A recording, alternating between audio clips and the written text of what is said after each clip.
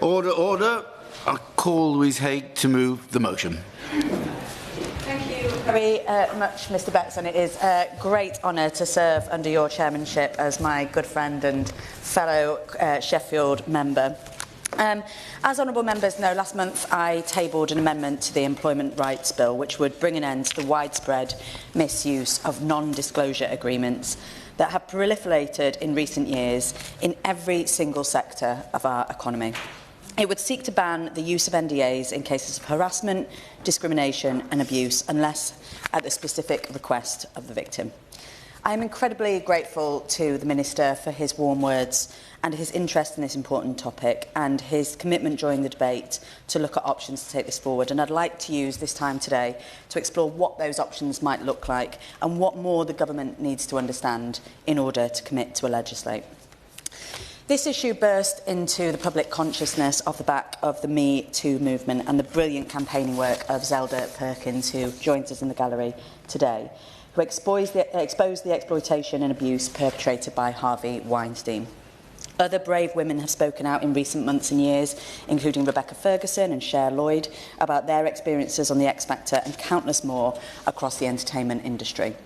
But whilst these high-profile cases grab the media attention and absolutely raise the profile of the issue, they have, in a way, masked the true horrifying scale of this issue, which is far from confined to the entertainment industry. In fact, the victims of this issue are far more likely to be low-income workers. A recent survey of the hospitality sector by the campaign Can't Buy My Silence found 100% of NDAs or confidentiality clauses were written too broadly in the hospitality sector. Will my right honourable member give way? Yes, very happy to. So thank you to my right honourable friend. Thank you. We have no idea how many people this issue affects in Bolsover because the nature means that they cannot speak to me about it as their MP. Can't Buy My Silence campaign found that this issue affects 5 times as many women as men. So does the member agree that this issue has to be considered as essential to tackling violence against women and girls? Very grateful to my honourable friend's intervention. She's absolutely right. This issue overwhelmingly affects women. It overwhelmingly, as I say, affects low-income workers. It affects all vulnerable people, particularly disabled people and people of colour. And she's absolutely right. We have to do this in order to make sure that we fulfil our mission to tackle violence against women and girls. But we need to also be careful that we don't narrow this definition down to sexual harassment, as it covers all kinds of abuse in the workplace. And quite simply, we need to remove this tool completely from employers, because it is only those with the means and the confidence to pursue their employers through the courts that can challenge these practices. Low-paid workers in hospitality or retail are being legally silenced after they have suffered serious harm and they have no access to redress. And I want to stress here that I don't think 100% of hospitality businesses are bad employers, or that the sector is packed full of people who set out to silence victims after they have been abused or discriminated. The point is that these clauses have become boilerplate. They are signed unwittingly by workers and in many cases required unwittingly by employers, with little or no understanding of the consequences. It has become standard practice to include these broadly drafted confidentiality clauses in contracts that go far further than is required to protect commercial confidentiality or trade secrets. I'm grateful to John Lee for making a very, very important point here, and the overall thrust of her case is absolutely on point. Is it not the case, though, that essentially NDAs are just the symptom, and that the underlying disease is the inability of ordinary people to get access to justice through the courts? That's why people enter into non-disclosure agreements. It's that they fear that there's no other way that they will get proper recognition of the case that they have. Is absolutely right in that sense, and NDAs are one tool of oppression essentially used against workers after they've been abused or discriminated in the workplace. That failure to access justice through the courts is a wider disease that needs to be tackled by the government without doubt. But NDAs and their misuse has to be clamped down on, because it is having this terrible chilling effect across society and across the world of work. Since the debate last month, I have been inundated with details of such cases. A woman who was raped by a colleague at work but had signed a confidentiality clause that explicitly prevented her from discussing the issue even with medical professionals, making it impossible to recover from her trauma. The employee who signed an NDA on leaving her workplace and has since been effectively blacklisted because her former employer is undermining her to prospective employers while she cannot tell her side of the story. Or the woman who I met yesterday who told me about the mental health charity she worked for, which has discriminated on mental health grounds against at least 4 people in the last year that she is personally aware of. 3 of them have signed an NDA, but she is bravely pursuing them through the courts because she believes it is the only way to get justice. If mental health charities are exploiting this practice to discriminate against people with mental health issues, or, as raised in last month's debate, progressive news organisations and trade unions are exploiting this practice, then we have to accept that it is a serious problem in every type of workplace in this country, and we have to accept that employers simply cannot be trusted with this tool at their disposal. This practice undeniably has a terrible impact on the individuals affected. It prevents organisations from facing up to the fact or the scale of their wrongdoing. But it also affects our economy and our productivity, as people are forced out of their workplace, maybe because they're pregnant, or because they have additional needs, or because their face simply didn't fit, and then they struggle ever to return to work. As the woman I met yesterday who'd been a victim of this practice said, with all the discussion at the moment around disabled people and returning to work, I just want to cry. My experience is far too common for disabled people because too many employers simply don't support disabled people at work, and this is the tool that is then used against them. If we're to tackle such structural issues, we have to remove the ability to silence people at will. And many other countries and jurisdictions agree. Ireland have recently legislated to ban the use of NDAs in cases of sexual harassment or discrimination. In the US, 27 states have legislated to ban the improper use of NDAs with no apparent detriment to business or discouragement of settlements. Canada and Australia are following suit. And of course, we've seen some limited progress in this country with the last government. In May 2024, the Victims and Prisoners Bill was amended to make clear that any confidentiality agreement is void if it precludes a victim from speaking to legal, therapeutic advice services or family when it's related to criminal conduct. And the Higher Education Bill was amended to prohibit NDAs being used in cases of sexual harassment, discrimination and bullying. So we now have the absurd situation where students and workers in universities are protected, but a cleaner who works on a university campus but for an outsourced company would not enjoy those same protections. We've created a 2-tier system of protection.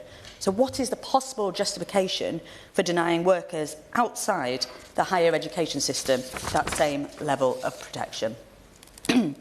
All of this progress has been predicated on multiple consultations, reviews and evidence bases.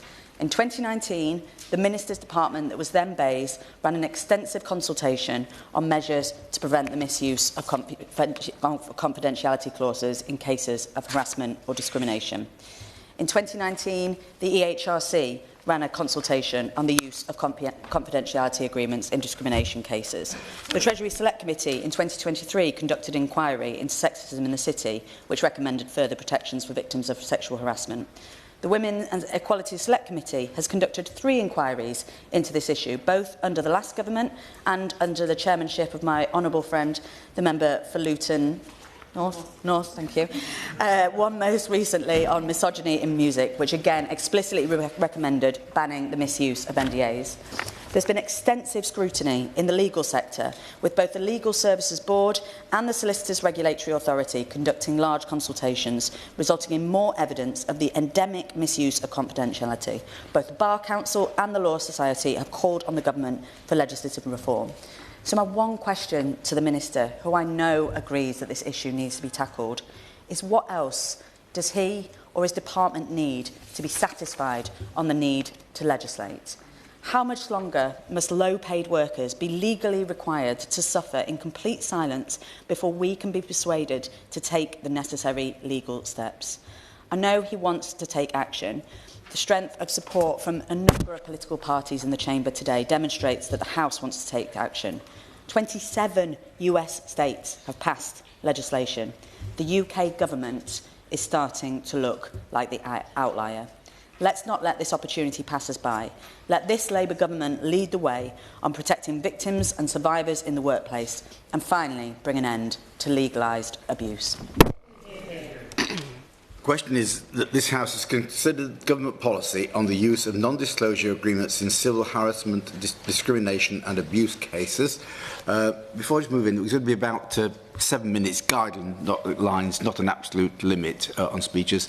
Just remind members not to refer to any cases which are active before the courts, specifically, because obviously there'll be sub judice. So let's move on then to Josh Barbarinder. Sorry, standing? Oh, sorry. Right, I apologise for that. So, Zoe Franklin. Sorry, to serve under your chairmanship, and I want to thank the member for Sheffield Heeley for securing this very important debate. As we have heard from her very eloquently, the use of NDAs across all industries is far too prevalent, and I want to focus my comments this morning on the creative industries. Back in 2017, the Me Too movement exposed the pervasive use of workplace sexual harassment and shone a light on the insidious role of NDAs in silencing victims. Despite that movement's spotlight, abusive NDAs continue to thrive in the creative industries, serving as tools of coercion rather than legitimate business protections. These agreements don't just limit disclosure, they enable perpetrators, protect abusers and perpetrate cycles of harm. The creative industries, with their reliance on freelancers and temporary employment, irregular working hours and lack of employer accountability, are particularly vulnerable to exploitation. In this environment, NDAs have been weaponised to cover up harassment, discrimination and abuse. They don't exist to protect trade secrets or intellectual property in these cases. They exist to protect the powerful from the consequences of their actions. When 80% of individuals who report misconduct in the music and film industries are silenced by NDAs, the question is not whether these agreements should be regulated, but whether they should be allowed at all. The continued use of abusive NDAs is frankly an outrage. They strip individuals of their right to speak out, forcing them into a cruel dilemma: stay silent or risk financial ruin. And I will indeed. Thank the honourable member for giving way. Just on the issue of the abuse of NDAs, which you agree with me, what is an even, well, a more significant abuse is that sometimes when public money is used by employers, for example, the BBC, that are paid for by the licence fee, and they occasionally would use non-disclosure agreements, which means our money is being used to try and silence those who have a case against, for example, a public sector broadcaster.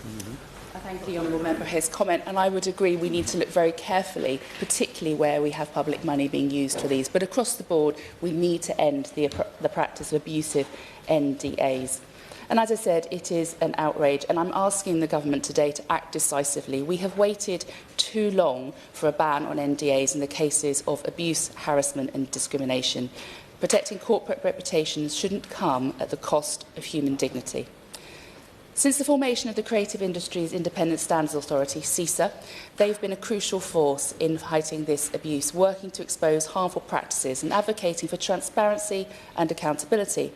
And their efforts to become a prescribed person will essentially provide a situation where the legal safeguards are there for whistleblowers, helping those bound by NDAs to speak out without fear of retribution.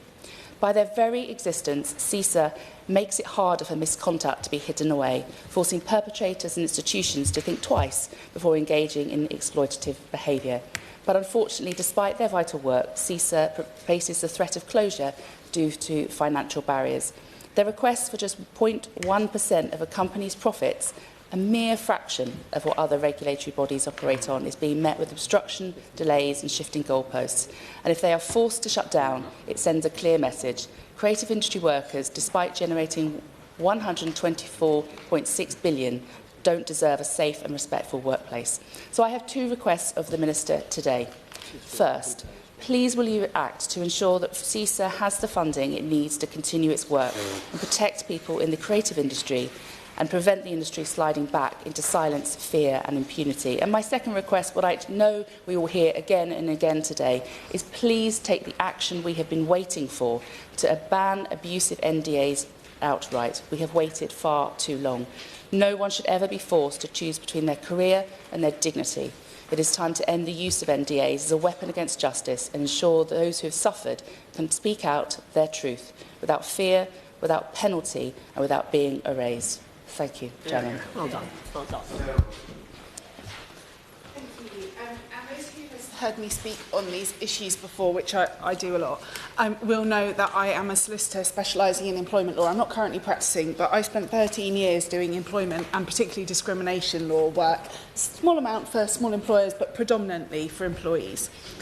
I have seen a lot of settlement agreements, really a lot of settlement agreements. Pretty much every client I ever had ended up with a settlement agreement. And it is extremely unusual for them not to contain some form of NDA. And the typical sort of wording that we would be talking about here is that you cannot discuss the terms of the agreement nor the circumstances surrounding the termination of your employment. There are so many difficulties with this, quite hard to unpack in 7 minutes, but one of the difficulties with it is that some of the people who put forward these agreements are not solicitors. So a lot of businesses will have an HR advisor who is not regulated by the Solicitors Regulation Authority, and many of them are very good people doing a very good job providing affordable advice to businesses. This is not to universally condemn HR consultants, but the reality is that they will have at some point been given a precedent settlement agreement by a solicitor, but we might be talking 20 years ago, and they still contain NDAs. So there is really, really widespread use of these being put forward. And when I, as a solicitor, would go back and say, but if my clients can't say anything about the circumstances concerning the termination of their employment, like, what are they supposed to say to their new employer when they try to get a new job? Some of them would agree to negotiate some sort of vague wording around, left by mutual agreement so that they could at least say that. And some of them would just flat out say there's money on the table, your client can either take it or they can leave it. At which point your client can either take it or leave it. But they're facing significant legal bills, and although hypothetically the employment tribunals were designed to enable you to represent yourself, the reality is if you've got a complex discrimination claim, you may have a mental health problem, either that your claim related to in the first place or you've developed one because you've been treated so badly in your employment, you cannot face the prospect of an unrepresented employment tribunal claim.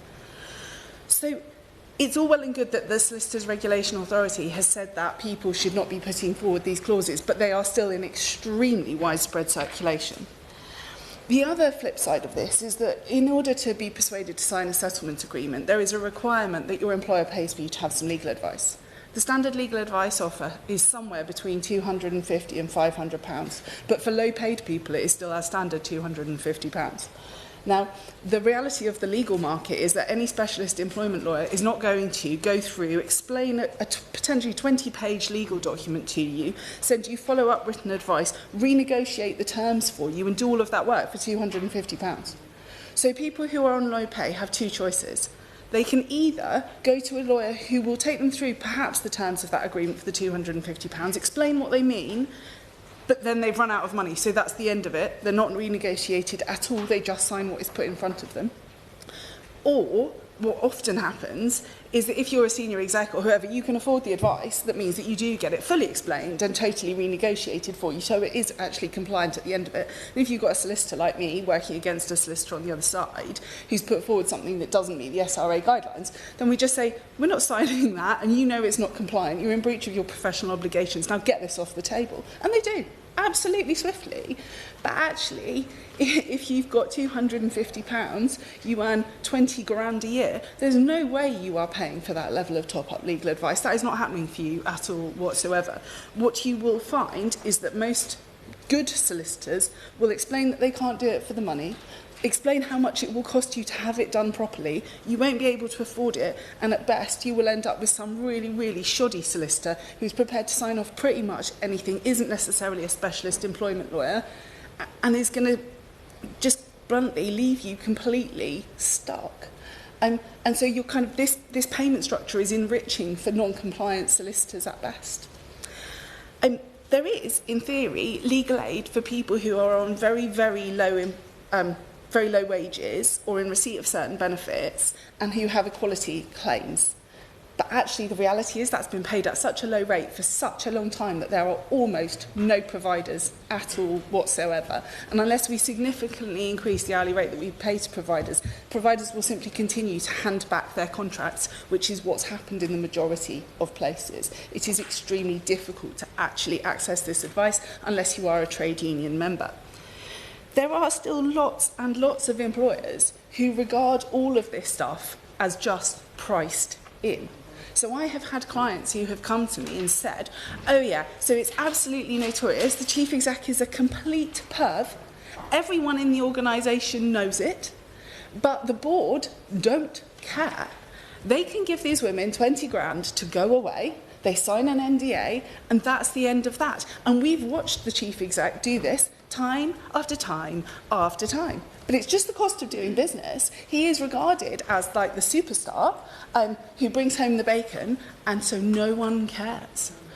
And that's the fundamentals of many UK employers. And I suspect if you looked at places like UK Fast, where the chief exec subsequently got done for raping his staff, that's been going on for years. He didn't just wake up one morning and do that to one woman. He was notorious in Manchester. Lots of people knew what was going on here. It happens across different organisations. There's no one specific sector. The media tends to... Of course.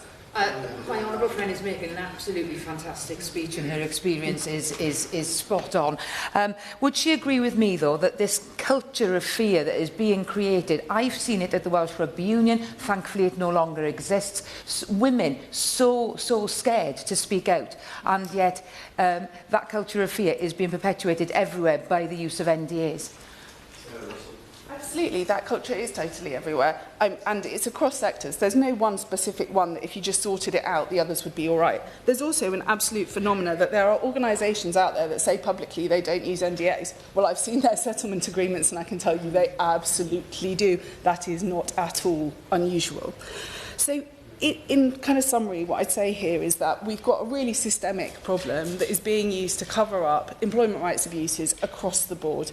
We really do need to legislate for this. We really do need standard wording that people can't derogate from, whether they're lawyers or HR consultants or business owners. There are lots of good employers out there. I don't want to see them, I don't want anyone to think that I think that all employers are terrible. I really, really don't. There are a lot of people busting a gut to do the right thing by their employees. But we have to stop this. Pleasure to speak in this debate, and first of all, can I congratulate the Honourable Lady for Sheffield Healy for setting the scene. Can I, if you don't mind, pay particular commend the Honourable Lady who spoke before me? She brought a vast amount of knowledge, Mr Chairman, to this, not practising anymore, but all the knowledge that the Honourable Lady has learned has contributed greatly to this debate, so thank her for that as well. That's not taken away from anybody else, by the way, okay? Others will contribute in an equal expertise, and I appreciate that. This is an issue which runs in every avenue of life, from public to private life, and indeed in 2022, and I want to give an example of my colleague, the Minister, Gordon Lyons, at the Northern Ireland Assembly. In his then role as Economy Minister, was one of the first to come out in support of those publicly funded universities who were speaking out against the use of NDAs to silence victims of abuse. Others who have spoken, and others who will speak, have very clearly outlined how NDAs can be abused, I think that's a point that I probably want to focus upon if I can as well. I want to quote my colleague Gordon Lyons, and I quote him verbatim for what he said. He issued a statement at the time and said that sexual harassment and bullying is completely unacceptable, and complainants should never be brought or bullied into silence simply to protect the reputation of the institution they study or indeed work at. Non-disclosure agreements make it harder for other victims to come forward and help hide perpetrators behind a cloak of anonymity. While there is little evidence of NDAs being used in Northern Ireland higher education settings, I still fully support the Can't Buy My Silence campaign's aim of bringing an end to this practice, which is why I wrote to the local higher education institutions asking them to sign the pledge. I welcome the collective leadership shown by the Northern Ireland higher education sector in signing a pledge which demonstrates their clear opposition to the buying of victim centres. 2022, but how wise those words are today, and the leadership that the Minister gave at that time in Northern Ireland, even though we didn't have many of the examples of it, is still the same law that we need to have in Northern Ireland as it would be here, and the same protection for those people as well. These actions are to be congratulated, and were the first of a number of steps in Northern Ireland to send the message that no longer can people hide behind NDAs to protect themselves when they have done quite clearly wrong. Initially, NDAs were created with a view to commercial sensitivity, and initially the reasons behind that could be understood, but they're not used for that anymore. They're used for other reasons, and that's where the problems are. However, what is not right, and what has not been right for some time, is that staff are pressurised into blanket NDAs, which are then abused by those in power to cover over bad behaviour, or even worse, to cover over wrongdoing and indeed criminality, and mean that we take the rights of victims away from them. We've seen the very public cases of how NDAs covered the most vile and disgusting acts for decades, and the time, I believe, has come for us to put this right. So I look very much forward to the Minister's contribution at the end. The Minister is an honourable person, and takes on board our issues and questions that we ask in a way that and comes back hopefully with the answers to the questions that we seek to have. I believe in the principle of clean hands. You deserve protection if you've done nothing wrong, but when someone with access to a good lawyer can tie a victim in knots, we know there is something wrong with the system, and we must change the legislation and offer that protection for victims that is so much needed. It is my view, Mr Chairman, that whilst there are loopholes for legal professionals to use, and I have absolutely no issue with legal professionals doing the job they are paid to do. The Honourable Lady is one of those honourable ladies in every sense of the word, and use her position well to help others.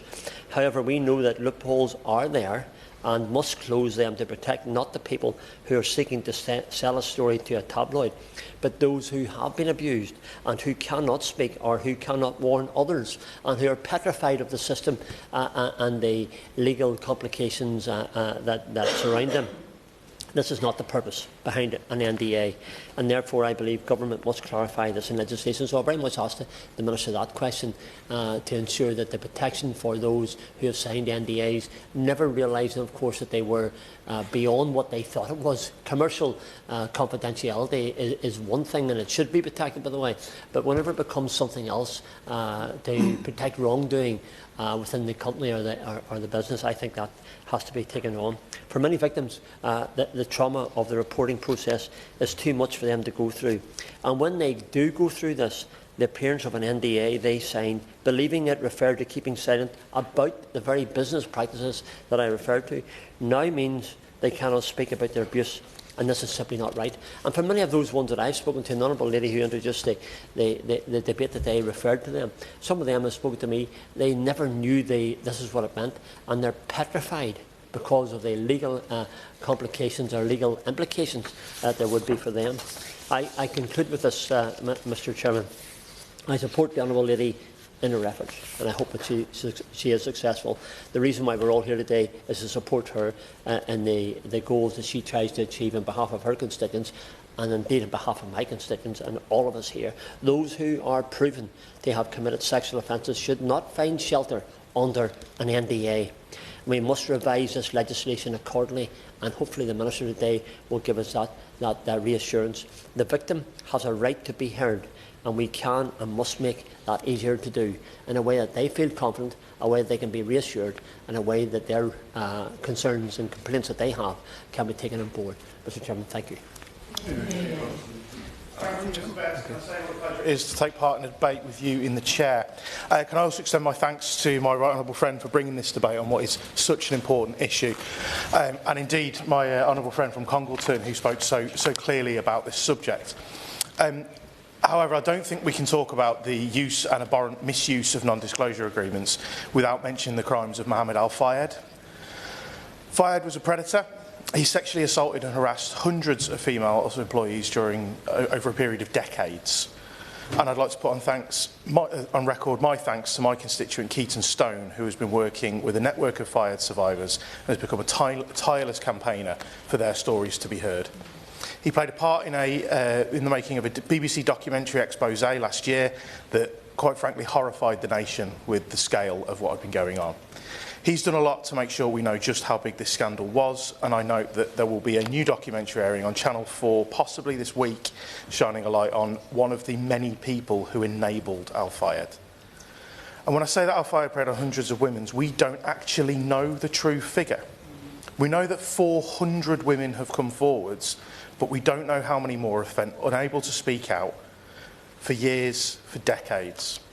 And that's in large part because of Al-Fayed's intimidation tactics, including the coercive use of non-disclosure agreements. Keaton tells me he still speaks to women who fear going public because of an NDA. Through non-disclosure agreements, our legal system enabled Mohammed Al-Fayed, and lawyers signed those documents week after week, month after month, year after year, and allowed this man to prey on hundreds of women. Now, they weren't required by any system to raise the alarm. They were unable to raise the alarm because of client privilege and confidentiality, and it's utterly and unspeakably wrong. Our legal system must begin to protect victims and survivors so that non-disclosure agreements cannot be used to ruin lives in that way again. Now, as my honourable friend from Congleton spoke about, non-disclosure agreements are often attached to settlement agreements. For many years working for a trade union, I've negotiated a number of settlement agreements, and they always invariably included that statement that my honourable friend mentioned. You cannot mention this, you cannot mention this. Now, I worked with teachers. It's unusual for teachers to be able to share some kind of secret that will put their school out of business. But they are boilerplate, they are pick-up, they are standard practice for them to go in there. And whilst the settlement agreements themselves are a really important piece of our employment law framework, we cannot see this just default non-disclosure agreement attached in there, which prevents things being aired, particularly in the cases of some of the things we've heard today, like sexual harassment. Although I do completely agree, and with my right honourable friend, that it's not just about sexual harassment, it is about discrimination, it is about those other things. My right honourable friend has already mentioned the Victims and Prisoners Act, which I did want to touch on. So I think the last thing that I can close on is just asking the Minister, when can we expect to go further and faster on this? Because we absolutely must have a legal system which protects particularly low-paid workers, but absolutely women and those who are at risk of abuse. Thank you. It's a pleasure. I do apologise. Thank you, Mr. Betts. It's a pleasure to serve under your chairmanship, and I'd like to congratulate the Right Honourable Member from Sheffield Heeley for bringing this very important debate. We've heard from members and Right Honourable Members how widespread this is. We've heard about hospitality industry, we've heard about creative industries, we've just heard about teachers, and the Honourable Member from Congleton was speaking about how this is in every HR department. I'm horrified that this is also in the NHS. I was approached by a constituent of mine who was, her employment was terminated as a nurse in the NHS. Clearly, I don't know many of the details because she cannot speak to me about it. Her employment was terminated due to, how can I put it best, natural conditions, due to a medical condition, shall we say, that she has, that she suffered, is now over. But she cannot talk about it, and she was dismissed, and this has given her issues ever since. And in my constituency of Newton Abbot, I do not know how many people fall into this sort of category because, as the Right Honourable lady said, we don't know, they can't talk to us about this. Of course. In terms of the way that the wording works, there will typically be an exemption for whistleblowing, and that's what the Solicitors Regulation Authority says that there must be. And so chances are your constituent can actually talk to you about the details, and then you can actually refer to it under parliamentary privilege.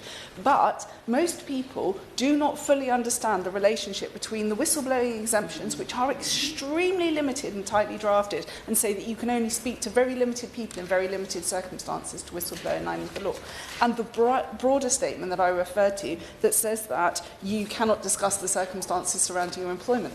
So unless you've had really good legal advice that makes that really clear and you can retain that quite sophisticated combination, people don't understand. So the exemptions that we do have actually just don't work. I thank the lady for her intervention, and the honourable lady for her intervention, and fully agree. And absolutely, people do not know what they can do with such interventions. So, having found out that this is happening within the NHS, I would ask the Minister to investigate how widespread this is within the NHS. And given that it's probably under their control without primary legislation to ban this practice within the NHS, ask if the Minister will actually take steps to immediately have this practice stopped within the NHS and seek what recompense is required for those that have suffered it. However, I agree absolutely that this practice must be stopped. It is just one of many poor practices that are currently carried out by some businesses. Not all businesses, but by some businesses, often unwittingly, which is why I'm bringing forward my private members bill on July the 4th, looking to change the duties of company directors. Right now, the company directors' duties say that they must put shareholder interests first and might have regard to other things. The bill that I'm proposing, and I hope the Minister will consider working with me on making this happen, is to change company law so that directors have a duty to balance the interests of shareholders, employees, and the environment. And I would seek support from people here to actually bring this bill forward and have further discussions to see what we can do to actually get that into the government schedule to make that law. Until we put that at the foundation of company directors' duties, it will be impossible to actually get rid of the circumstances such as the Honourable Lady from Congleton was describing for company directors behaving badly. I fully support all of the issues that the Right Honourable Lady has brought and will happily engage and do whatever we can to make this go forward. Thank you very much. Right, Chair of the Select Committee, Sarah Owen, and we need to start on the front benches by 28 minutes past. So, yes. I certainly won't be taking that long. Thank you, Mr. Betts. That wouldn't make me very popular at all. It's a pleasure to see you in the chair today and to follow such informative, heartfelt speeches. I actually wish that there were more people in this Westminster Hall debate, because I've learned something new from every single one of the speakers, whether it's that this matters to them or whether this is people like the honourable friend from Congleton who have huge amounts of experience in this area. I think this is well worth sharing around our colleagues, and that this information, this debate does not just stay within these four walls.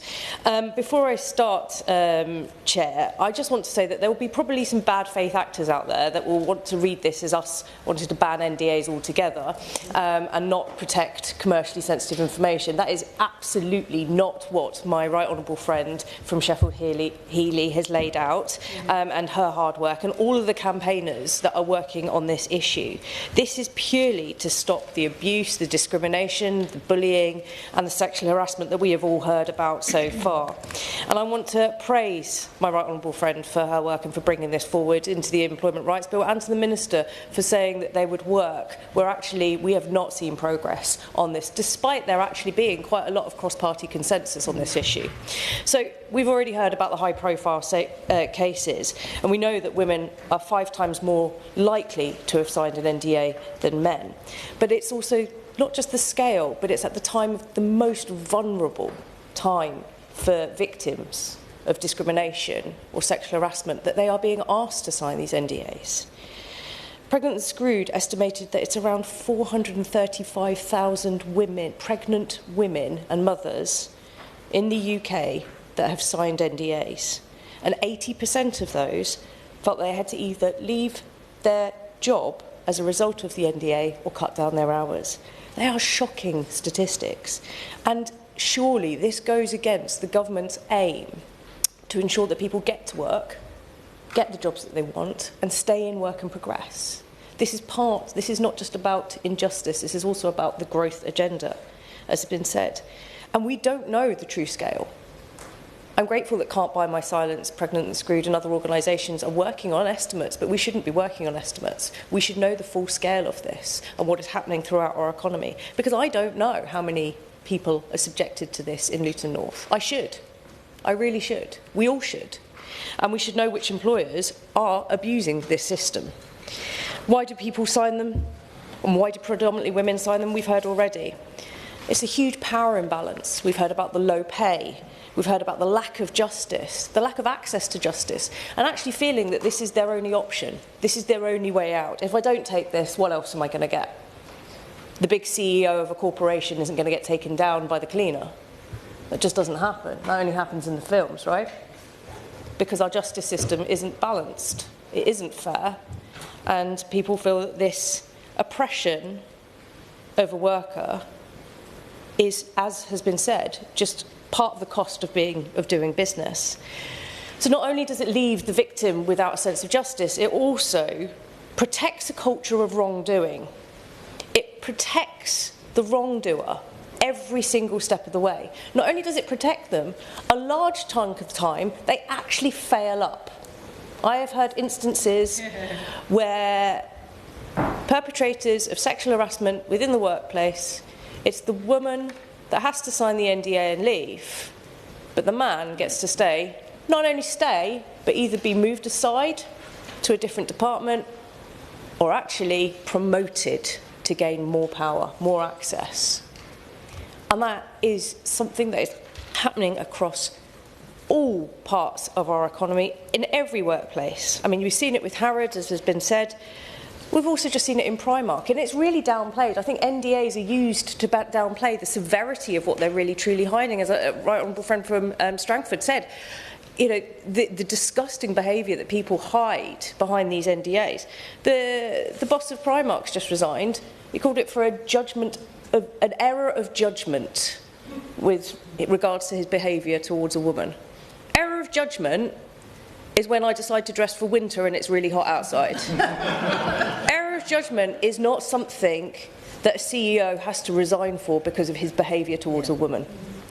So I think that this is not just about protecting the victim, it's also about how we improve culture within our business, within our economy, because as has been said by the right honourable friend from Sheffield Heeley, this isn't just one sector, this is charities, this is finance, this is unfortunately trades unions. And we've heard it on the Women and Equality Select Committee. But I am pleading with the Minister to not forget the self-employed workers within this. Because whatever changes we take, and I hope that we make progress on this, we really must consider the vulnerability of self-employed workers within this. And we heard this loud and clear when it came to our misogyny in music evidence and inquiry. We had brave witnesses from Charisse Beaumont through to Lucy Cox and to Celeste as well. And I want to just read out a quote from Charisse Beaumont, the CEO of Black Lives in Music. She said, "We have hundreds of stories of women being harassed, including sexually assaulted by male artists, as well as promoters, people assaulting women in music education, participating in almost naked casting videos, women pressured to drink and take drugs, who are then assaulted, male producers grooming young female artists. It's rife in all genres, but particularly in classical music," she adds. And I want to pay tribute to one of the very brave female artists that did speak out. She came from the classical music industry. She spoke at our select committee, and if anybody wants to, I really do recommend her testimony, because she spoke about the horrendous behaviour of some of the conductors towards female classical musicians, the sexual favours that they were asked for in order to get the first positions, and the fact that one conductor had said, well, if you want to be in the first chair, you're going to have to wait until someone dies or gets pregnant. They equated in the classical music industry pregnancy to death. And I want to say how difficult it was and how hard my clerks had to work to find women that were prepared to speak out against the misogyny and the sexual harassment that they had faced within the music industry. So when the last Tory government agreed that there was a problem with misogyny in music, but rejected every single one of the committee's recommendations, I asked this government to do better. because one of those recommendations was around banning the NDAs.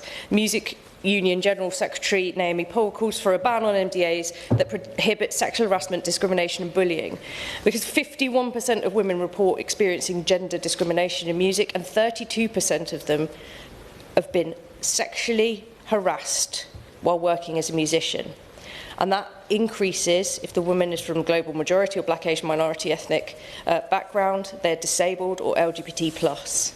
Now, lawyers at home probably, or at work, are probably getting quite excited about thinking about what alternatives they could have to NDAs. So I ask this of the Minister, that we need to be innovative here. We need to be ahead of the curve. We need to be ahead of all the bad faith actors within this.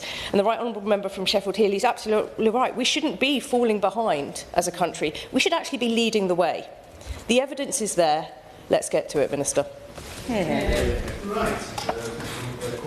Now move on to the front benches. Well, it's a guideline of 10 minutes, but we've clearly got more time that if people want to take it on this occasion. Josh Bobrindon. Thank you, Mr. Betts. I hopefully won't take the full 10 minutes, but it's an honour to serve under your chairmanship.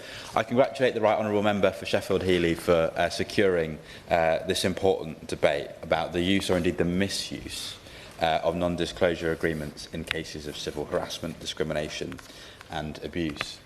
And Liberal Democrats, like I think all of us in this room, believe in a society that upholds transparency, fairness and the protection of individuals over the shielding of the institutional reputations of the powerful. And we know, we've heard in this debate, that NDAs, when misused, as the Me Too movement uncovered for many, when misused, they represent a systemic failure to prioritise the rights of victims and survivors over the convenience of the powerful. And we must remember that the original intent behind NDAs was to protect sensitive business information and ensure confidentiality in legitimate commercial dealings. But there has been significant creep. They were never meant to be weaponised as tools to silence victims, particularly women, as the honourable members for Bolsover and Luton North highlighted. They were never meant to suppress evidence of wrongdoing, and they were never meant to allow perpetrators to evade accountability. But bad faith actors have transmogrified them. And too often we see NDAs used in precisely this way, binding victims of harassment, discrimination and abuse into silence, isolating them. The stories of loneliness we hear from many of them who speak off the record, and ultimately they are denied justice. And this happens across so many sectors, as we've heard in this debate, whether across the creative industries, as my honourable friend and member for Guildford and Luton North has said, in the NHS, as my honourable friend and member for Newton Abbot has said, in the retail and hospitality sectors, as the honourable member for Lichfield has said, and so many others. And just imagine for a moment the plight of a new mum who worked in the financial sector, returning from maternity leave to face mistreatment, and eventually her employment was terminated. She went, of course. Into force Section 24 of the new Employment Rights Bill as soon as humanly possible, because it does enable them to make provision about dismissals relating to pregnancy that are not under the cover of redundancy, and that is actually a huge element of the kind of dismissals that I used to see wrapped up in NDAs.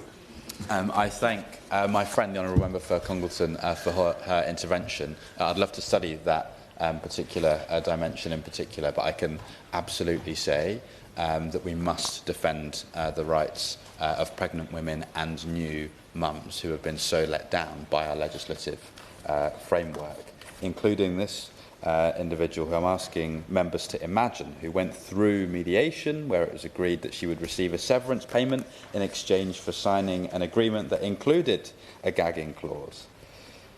She said the net effect was that I felt I was unemployed, and whilst I was financially compensated, I was unable to explain to future employers why I had left that employment and why it was not my choice to do so. This is exactly the point that the member for Congleton made. By the way, I really feel her contribution to this debate has been kick-ass. I'm not sure that's a parliamentary term, but I hope. But I'm sure members will agree. Further, this individual, this new mum, said, I felt I was the party in the right, and yet I was the one who had the uncertainty and stress of being unemployed and having to job hunt with a 9-month-old baby. And of course, there is no need to imagine such a scenario because it's a true story. But the only reason that we cannot name the individual or the employer is because while we might be protected by privilege in this place, the lady whose circumstances I've just described is not. And this is a reality faced by countless individuals across the country under our noses, and it's an injustice that cannot be tolerated. We have to, as members of Parliament, decisively act to end this moral and regulatory failing. So first, there's no two ways about it, NDAs should be outlawed in cases of sexual misconduct, harassment and bullying to ensure that no victim is silenced, to ensure that no victim is prevented from seeking justice, and to ensure that no police or regulatory investigation is obstructed. We've already seen encouraging steps in this direction in the legal and academic sectors to ban the use of NDAs in such cases. We heard a little bit about those from the Right Honourable Member for Sheffield Healy, but these piecemeal efforts are not enough. We need comprehensive legislation, and there is precedent, as has been touched on already, in other jurisdictions. In Prince Edward Island in Canada, new legislation restricts the use and content of NDAs in cases of sexual harassment and discrimination in all out-of-court settlements where a survivor does not want it. In the USA, the Speak Out Act was passed in 2022, which prohibits non-disclosure and non-disparagement clauses agreed to before a dispute that involves sexual misconduct. And last month, Ireland became the first jurisdiction in the world to legislate countrywide against the misuse of NDAs. And so in that light, I think the efforts of the Right Honourable Member for Sheffield Healy in terms of her amendment are extremely laudable, as are the efforts of my honourable friend, the member for Oxford West and Abingdon, who has made similar efforts too. So that's the first thing we've got to do, outlaw in these circumstances. Secondly, ensure that individuals who sign NDAs outside of those hopefully outlawed circumstances under duress or intimidation have a clear and legal route to challenge them. Too often, victims sign these agreements without fully understanding their rights or the full extent of their implications, and they end up being tied up in knots, to quote the Honourable Member for Strangford, in this endeavour. In fact, I've heard from a man who, in this scenario, said, I had no resilience left to fight an investigation nor a tribunal, so I accepted. And to the powerful point raised by my honourable friend from Orkney and Shetland, we must guarantee that legal advice is readily available, independent and free from conflicts of interest for people in these scenarios, so that no one feels coerced into silence by a document they barely understand. And thirdly, we must foster a cultural shift in organisations, public and private alike, so that they no longer view NDAs as a convenient tool to shield themselves from scrutiny and to move away from the culture of fear that the Honourable Member for Gower, who's no longer in her place, referred to. Employers must be held accountable not only for the misconduct that occurs on their watch, but also for any attempt to cover it up. Transparency should be the norm and not the exception. Finally, we've got to support victims and survivors in speaking out. This means strengthening whistleblower protections, including through establishing a dedicated office of the whistleblower that Liberal Democrats advocated for in our manifesto, and also organisations like Whistleblowers UK. And there's a particular whistleblower who I won't name in my constituency, but she knows who she is, who is campaigning hard on this front as well. Mr. Chairman, silence only benefits those who perpetrate harm. and our role must be to amplify the voices of those who have been silenced for too long. This issue, while ostensibly technical and legalistic, gets to the core of what kind of society we want to be. Do we want to be a society where institutions prioritise their reputations over human dignity? Do we want a society where victims are forced into silence while abusers continue unchecked? Or do we want a society where justice prevails, where transparency is valued, and where every individual, regardless of their status or power, can be held accountable for their actions? I know which society I want to live in, and I think we're all on the same page in this chamber. In fact, I'm confident of it. Liberal Democrats therefore look forward to working cross-party and with the government to stamp out this insidious practice once and for all, and we look forward to hearing what steps the Minister will be taking to make this a reality. On now to the official opposition, Greg Smith. Thank you, Mr Betts. It's a pleasure to serve under your chairmanship in this important debate, and I congratulate the Right Honourable Member for Sheffield Heeley in securing this debate. I remember sitting as the Shadow Minister on the Employment Rights Bill during the report stage and listening to her speech, to her amendment in that debate. And all too often, Mr Betts, we sit in the chamber and we listen to some speeches that are perhaps loosely hung off handouts from whips on all sides of the chamber. And I have never spoken of a handout from the whips. The Minister quips from a sedentary position. And sometimes you sit there and you listen to the usual yaboo of party politics. And every so often, there is a speech from any side of the House that make your ears prick up a little bit and that you think they have a point.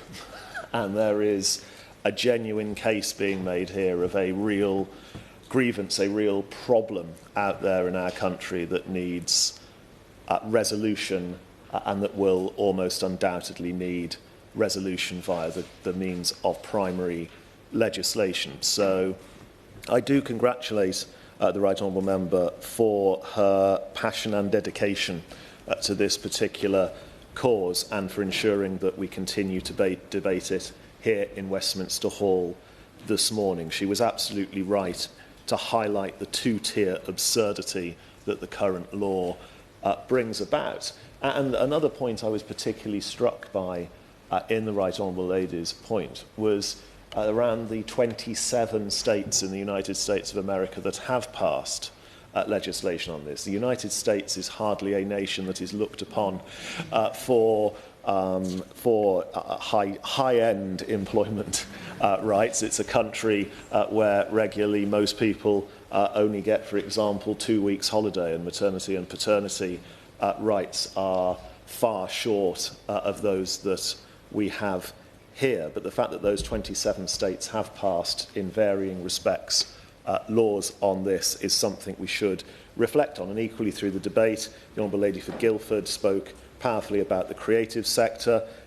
The Honourable Lady for Congleton clearly brings extensive experience in this sector from her time as a solicitor. My honourable friend for Strangford brought his usual eloquence to supporting this cause. The Honourable Gentleman from Lichfield's powerful examples from his experience working for a trade union, particularly the example he gave around a school setting was particularly powerful. The Honourable Gentleman for Newton Abbot brought a powerful local case.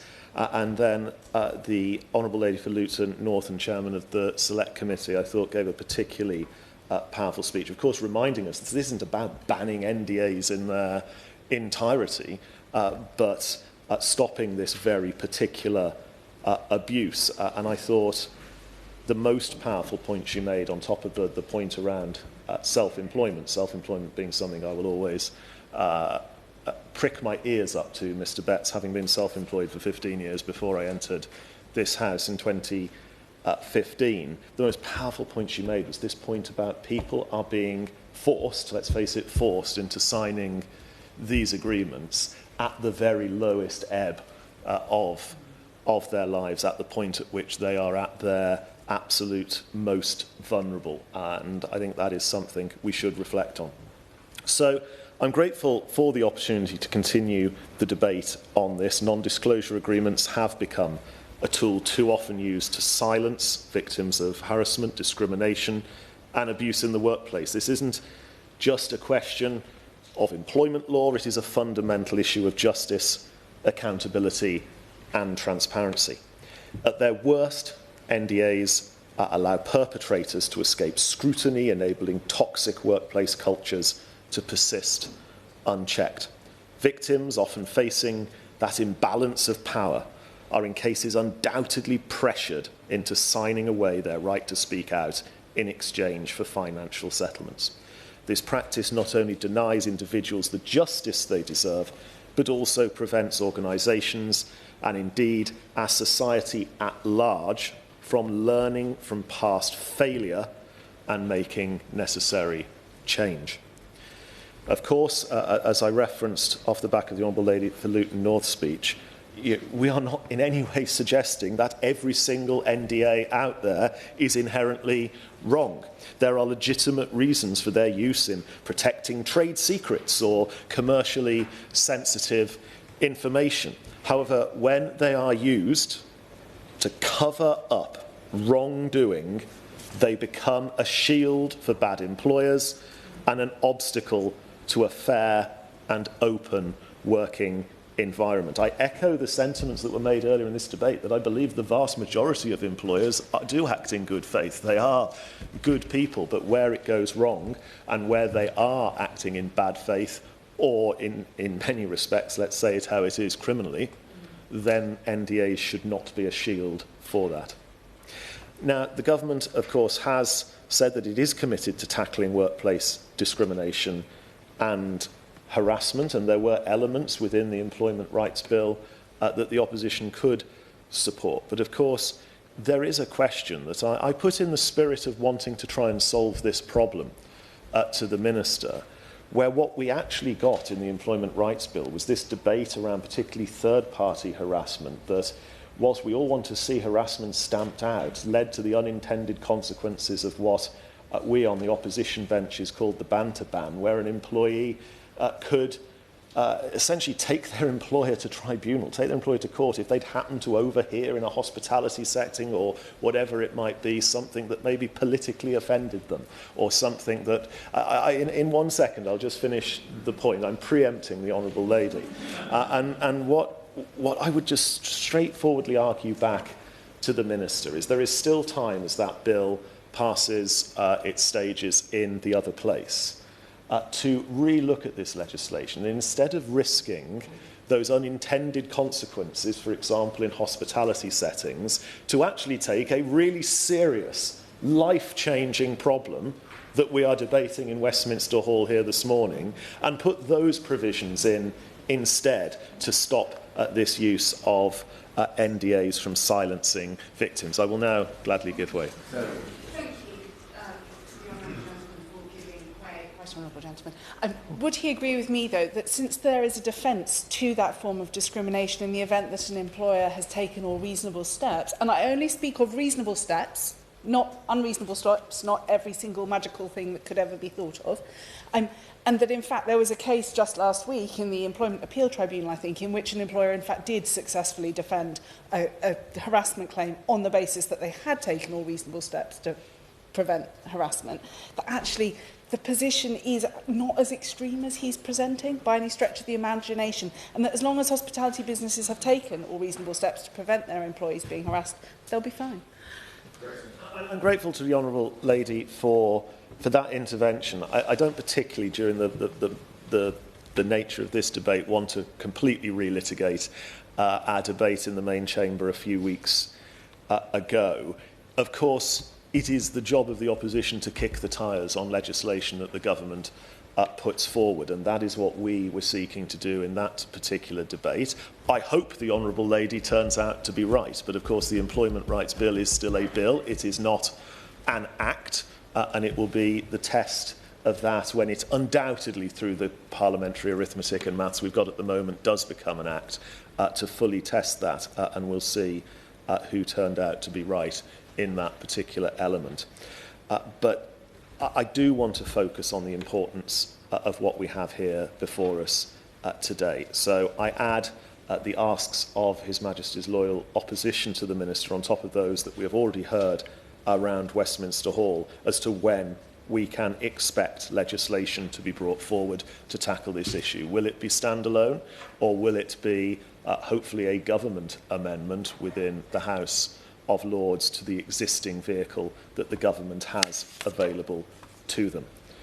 We also do need to ensure that the government's own house is in order on this front. So I gently ask the Minister for the transparency on the government's own use of NDAs. How many non-disclosure agreements have been used across the civil service since the government took office last July, and does the government itself rely on these agreements to settle disputes within its own departments? If the government does, as I hope they do, believe that NDAs should not be misused, and misused is a light term for this, it must lead by example. So, Mr. Betts, I don't believe this is about party politics.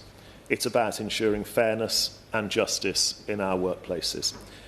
We must end the practice of silencing victims and start fostering a culture where wrongdoing is exposed and addressed. So I look forward to hearing from the Minister the government's response, and more importantly, seeing the meaningful action I think every member who has spoken in this debate this morning wants to see actually come to pass. I call the Minister. If the Minister could allow 2 minutes at the end for the mover to wind up, that'd be appreciated. Of course, Mr. Betson, it's a pleasure to see you in the chair this morning. Can I start by congratulating my right honourable friend, the member for Sheffield Heeley, for securing the debate today, and as the opposition spokesperson said, her contribution in the report stage of the Employment Rights Bill was a particularly powerful one, and certainly helped shape some of my thinking about where we need to go on this. So I'm grateful for all the thoughtful and considered contributions from all sides, and I'd also like to pay my respects to the individuals whose stories we've heard today, and indeed at report stage in the Employment Rights Bill, about some of the awful exploitation, harassment and just terrible treatment of people that has gone silenced for far too long. I think, as my right honourable friend, the member for Sheffield Heeley, said, we're often talking here about some of the most vulnerable people in the workplace, often at the most vulnerable time for them, and it is often only those who have the means and the confidence to take on their employer who actually escape the clutches of NDAs. And I just want to also acknowledge the comments made by the Liberal Democrat spokesperson about the work the honourable member for Oxford Western Abingdon has done in this area. She has campaigned tirelessly, as have many members, alongside organisations such as Can't Buy My Silence, to ensure that victims of sexual harassment, discrimination and bullying are able to speak up and get the help that they need. I know that many of the issues that we are debating today are not new, but there have been things, as the honourable member for Luton North mentioned, things that I wasn't aware of that have been talked about today. I think her reference to the classical music sector was not one I had been aware of previously, but there is clearly a widespread concern, Mr. Betts, about the use of non-disclosure agreements. I absolutely recognise that it is an important issue that we have been discussing today, and as we know, non-disclosure agreements or confidentiality clauses are legally binding. The intention is to keep information confidential, and of course, as many members have said, they can be used in different contexts and contracts and have a legitimate role, for example, to protect trade secrets, intellectual property and commercially sensitive information. And as the Minister for... I will. I thank the Minister for giving way. Does the Minister agree with me that the purpose of an NDA is, for example, to protect the identity of the 11 spices that KFC use in their chicken, and not to protect sex pests? If that's the case, what action is the Minister going to take as soon as possible to protect those victims and survivors over the rich and the powerful? Well, I'll come on to the action that we are taking as I deal with my contribution, but that is an important point. There are legitimate uses for NDAs, and it's important that we get that balance right to make sure that those commercial and legitimate business interests are protected, but actually the use of NDAs is not done in a way that deliberately silences victims. They should never be used to silence victims of harassment or indeed any other misconduct in the workplace. And there are important legal limits to the use of NDAs in the employment context. For example, any clauses of an NDA which were to stop a worker from blowing the whistle, for example by making a protected disclosure to a lawyer or a prescribed person, are not enforceable. The use of an NDA by an employer could also amount to a criminal offence if it is an attempt by the employer to pervert the course of justice or conceal a criminal offence. And a settlement agreement under the Employment Rights Act 1996 and any confidentiality clauses it contains will be void if the worker did not receive independent advice as to the terms and effects of that agreement. The Equality and Human Rights Commission and the Advisory Conciliation and ACAS Service, or Arbitration Service, otherwise known as ACAS, have both published guidance on NDAs to help ensure that workers and employees understand that these limitations are in place. But I think, as we've heard from a number of members, I'm not sure that that is being observed in practice as much as we would expect it to be. And as the Right Honourable Member for Sheffield Healy also mentioned, there are guidance and issues from the regulator for the solicitors profession, the Solicitors Regulation Authority, and they have issued an updated warning notice reminding the legal profession that NDAs should never be used to try to prevent the lawful disclosure of serious misconduct or potential crimes. The SRA is also clear that evidence of the use of inappropriate clauses within such agreements may lead to disciplinary action. Nevertheless, we hear the calls to go further, and the issues raised today highlight some of the key areas which we want to further investigate. So it's been very clear today that, that there are still serious concerns about how NDAs are being used by employers to silence employees. Victims often feel, and we've heard this very clearly today, that they're left with little choice but to leave their employer, and without, just give me a second, and without any assurance that their employer is addressing the misconduct itself on dealing with the perpetrator. I'll now give way. I thank the Minister for giving way. Does the Minister agree with me that one of the things that we need to do is to change the social contract for companies such that they are no longer taking all the benefits of limited liability and simply focusing on shareholder value? Would the Minister support my Better Business Act bill, which is coming forward on July the 4th, and would he meet with me to discuss that? This is a bill that is backed by some 3,000 businesses, the Institute of Directors and others, and as I mentioned earlier, balances the responsibility of company directors for the interests of shareholders, employees and the environment, fundamentally changing their basic responsibilities in how they run the company, and therefore turning the purpose of the company to good, including that of the employees, preventing many of the sort of circumstances that we are describing here. Well, I haven't seen the Honourable Member's bill, and I suspect, Mr Betts, it's a rather broad application than the topic that we're debating today. We are looking at the issue of corporate governance, and we intend to bring forward legislation in due course which may well pick up a number of the issues that you've raised in the bill. So, as we've touched on, Mr Betts, there have been a number of reports in recent years, such as by the Women and Equality Select Committee into misogyny in music, a Treasury Select Committee into the inquiry into sexism in the city. They've highlighted how NDAs do not stand up in a court of law and often are used to chill victims.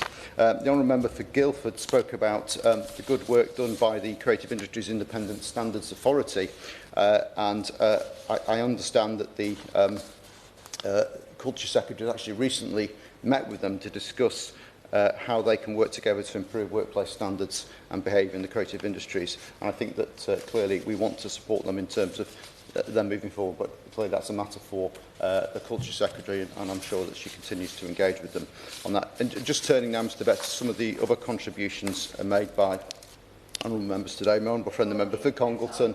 Sorry. Yep.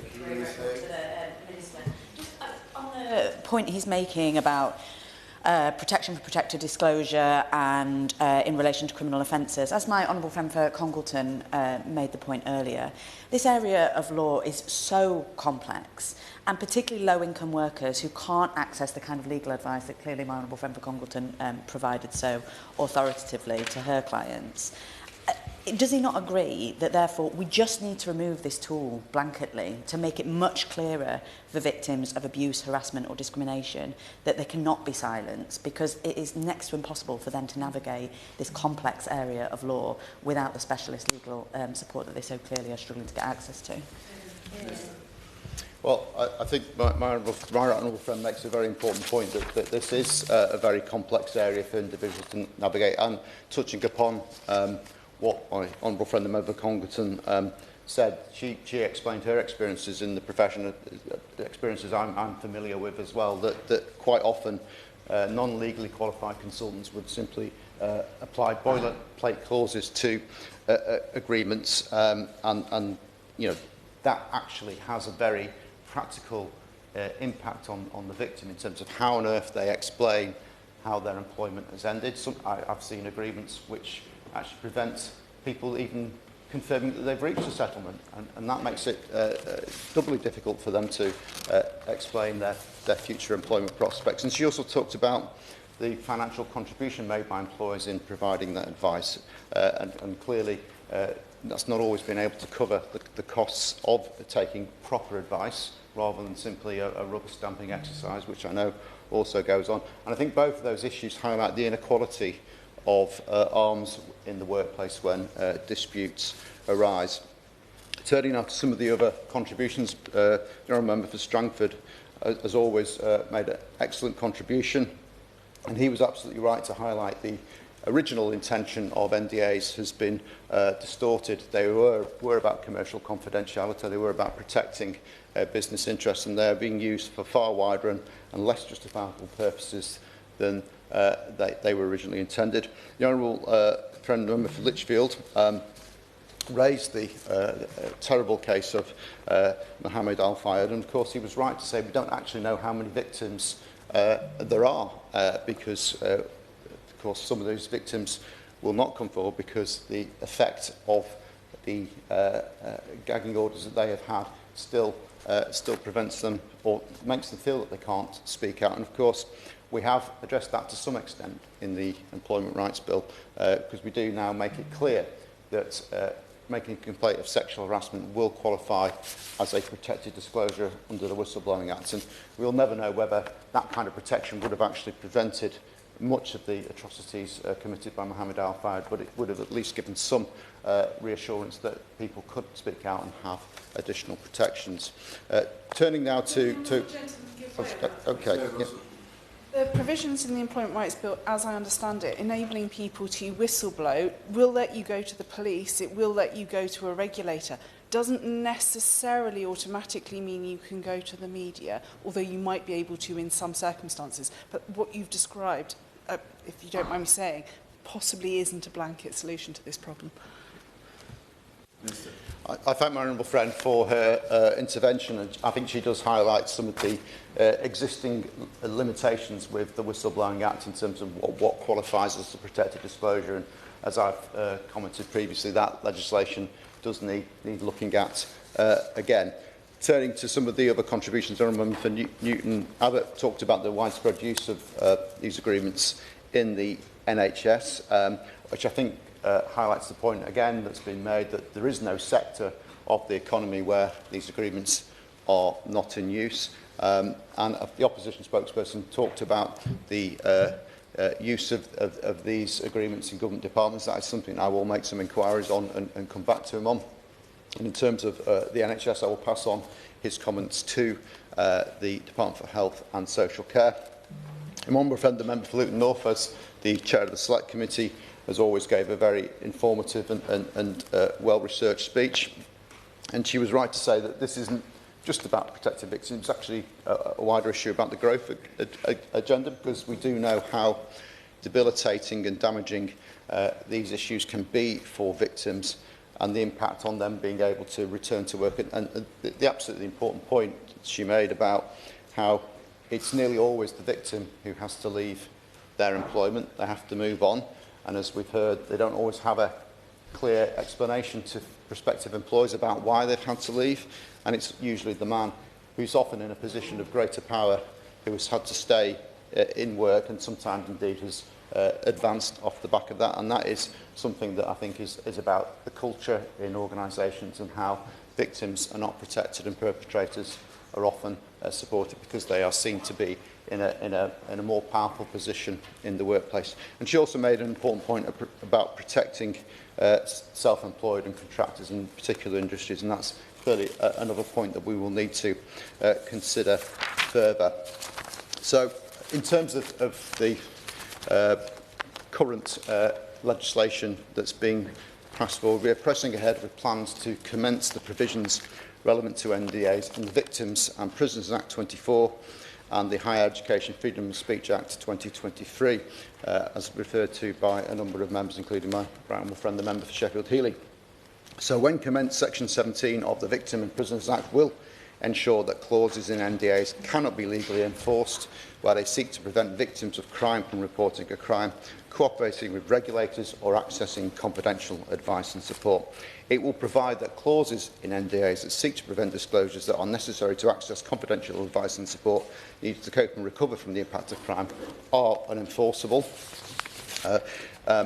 The Liberal Democrat spokesperson also talked about some of the experiences with a new mother and discrimination and the consequences of that. And of course, the new Employment Rights Bill will provide a new baseline of protection, enhanced dismissal protections for pregnant women and mothers, and of course the extra requirements to take all reasonable steps to prevent sexual harassment, something that I know has been a matter of considerable debate, protecting workers against third-party harassment, making it clear that disclosure of information can be a protected disclosure, which are all things we think will improve the workplace experience. But I hear that the calls to go further.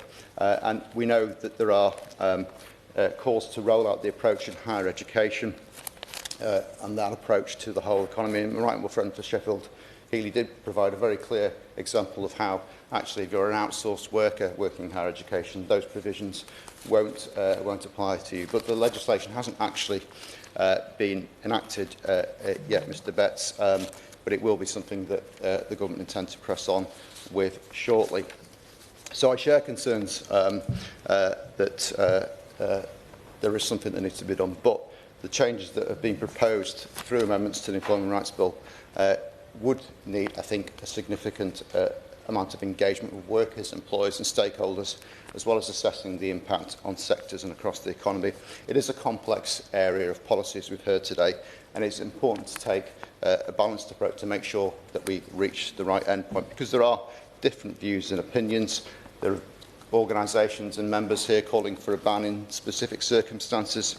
Some also advocate for a greater say for victims about when they can be legitimately used, but others warn about unintended consequences for victims who are looking to settle a claim to avoid the stress of litigation. Yes. Time. Completely accept that there are different versions of the amendment that could be successful and consider the need to consider the impact on businesses. Will he meet with me and other members that are interested to look at exactly how this amendment could be written that would satisfy him and the government? Because we've heard today that there is support from the official opposition, from the Lib Dems. There is every chance that this could receive serious cross-party support in the other place and pass through the Employment Rights Bill. So will he meet with me and others to discuss exactly what that amendment could look like? Of course, I'm always happy to meet with my right honourable friend, and it would be good to get cross-party support on our Employment Rights Bill. That's something that's been sadly lacking in the Commons so far. Shadow Minister is grinning there knowingly. I'm not sure whether that means that we'll ever get him on board for the whole package, but of course I'm happy to work with individual members. I mean, I think I would just pick up that.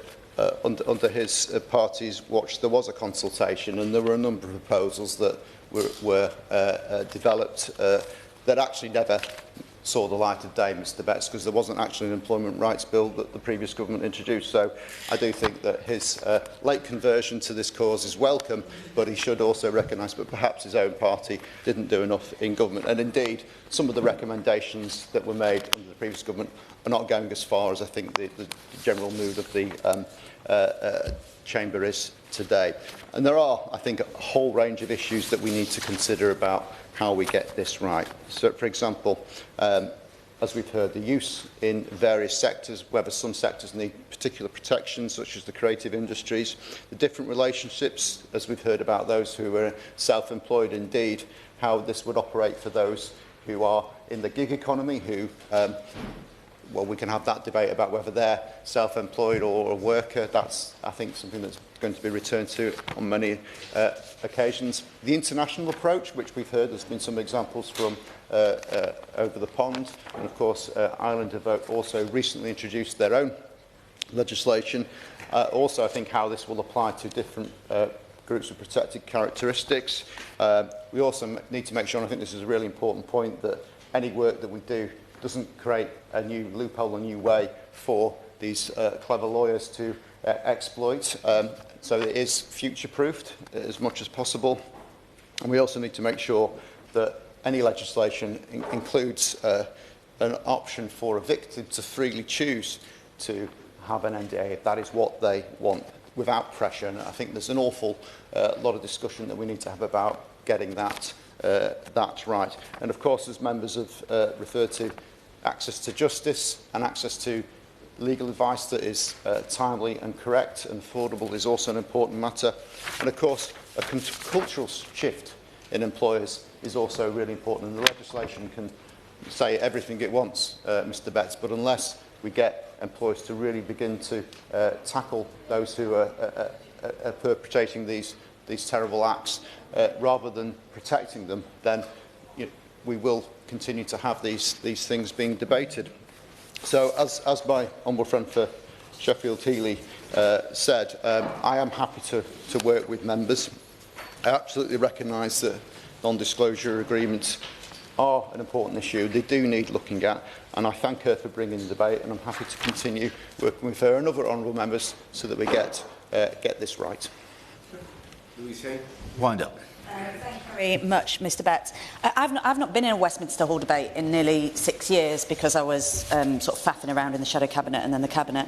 But I don't recall ever being in a Westminster Hall debate where there has been so much cross-party support, and I am incredibly grateful for such quality contributions today and for the support from the official opposition and the Liberal Democrats. I completely agree. I think the Honourable Member for Congleton's contribution has been kick-ass, and her experience in this area is second to none, and shows just how widespread the issue is. And as my honourable friend from Luton North said, you know, the scale and nature of the crimes that are covered up by these issues have been demonstrated today, that this issue absolutely warrants urgent and immediate attention. I'm really grateful to the Minister for committing to work with those of us who care about this issue to look at what steps can be taken, and if we can get this cross-party support through an amendment to the Employment Rights Bill, then we can make sure that victims no longer have to suffer in silence.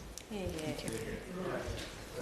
The question is, this House has considered government policy on the use of non-disclosure agreements in civil harassment, discrimination and abuse cases. Many that being say aye. Contrary no, I think the ayes have it. The ayes have it. Order, order.